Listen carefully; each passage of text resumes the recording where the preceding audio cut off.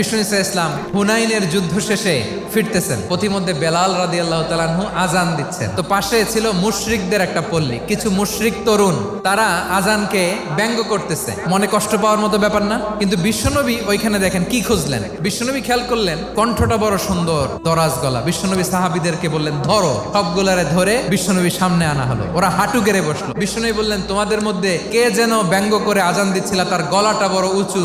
আবু মাহজুরা বলে আমার বন্ধুরা সবাই আমার দিকে আঙ্গুল দেখায়। আবু মাহজুরার মাথায় হাত দিয়ে বললেন এবার আজান দাও দেখি। আবু মাহজুরা বলে আমি তো আজান দিতে জানি না। বিশ্বনবী বললেন তাহলে আসো আমি তোমারে শিখাই দেই। বিশ্বনবী একটা বাক্য পরে, আবু মাহজুরা পরে, বিশ্বনবী পরে, আবু মাহজুরা পরে। আবু মাহজুরা বলে এক একটা বাক্য পড়ি আমার কলিজাটা গলে ঠান্ডা হয়ে যায়। বিশ্বনবীর সাথে দাঁড়িয়ে উনি শাহাদা পড়ে মুসলমান হয়ে গেলেন। বিষ্ণু ইসলাম বললেন যাও আবু মাহজুরা, আমি তোমাকে পৃথিবীর শ্রেষ্ঠতম মসজিদ মক্কার মসজিদুল হারামের মুয়াজ্জিন হিসেবে অ্যাপয়েন্ট করে দিলাম।